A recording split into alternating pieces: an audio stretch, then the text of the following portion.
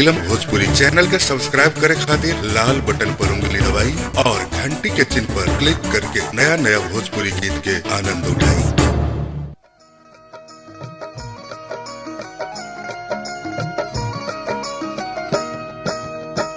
गंगा जी के घाटिया पर चल चलो सखिया हो, भइला बाटे बड़ी भीड़ है।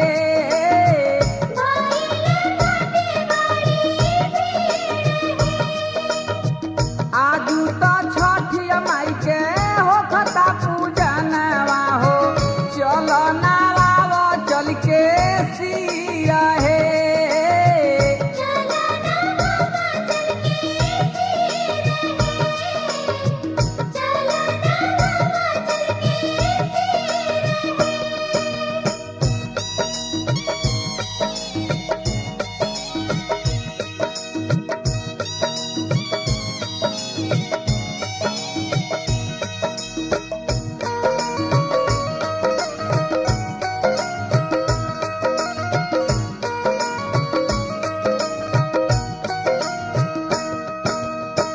टेंगरा के माई पहिले रहली बझिनिया हो, बैठी बहावत रहली नीर हे।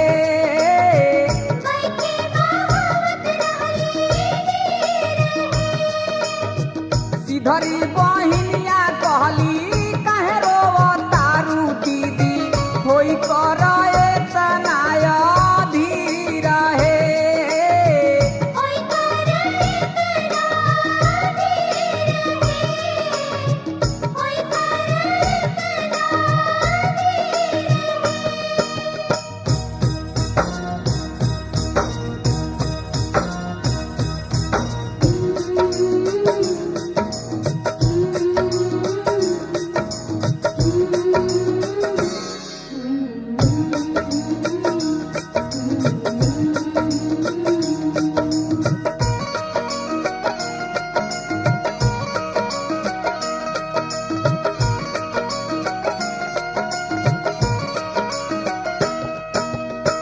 रोई रोई कहली सखी सिधरी बहिनिया हो, सहलो ना जाला बहिन के पीर हे।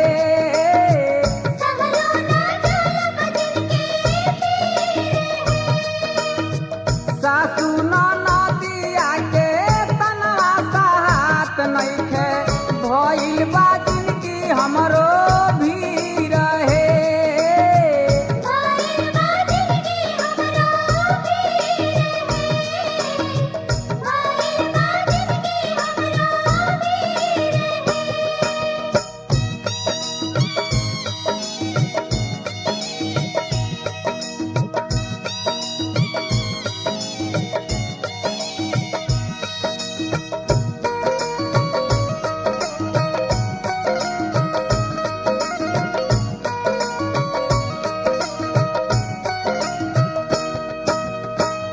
एतना बचन सुनी बोलली बरारी भाभी, चली चलो गंगा जी के तीर हे।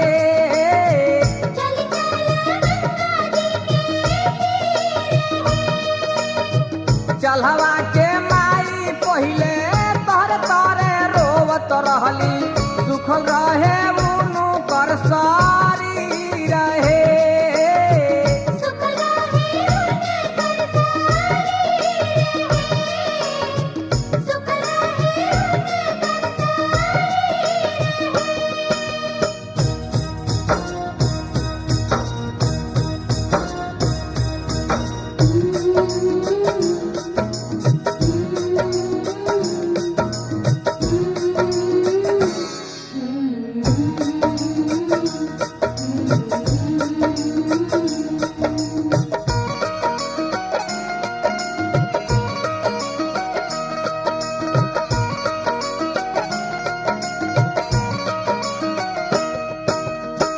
छठी माई के कृपा से भइले लाला नावा हो, हरली हली मैया उनकर पीर हे।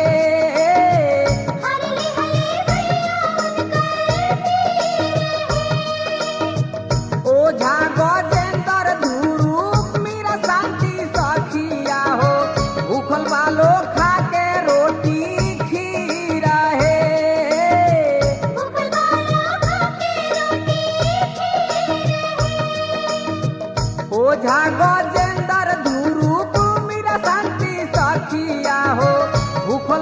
धोखा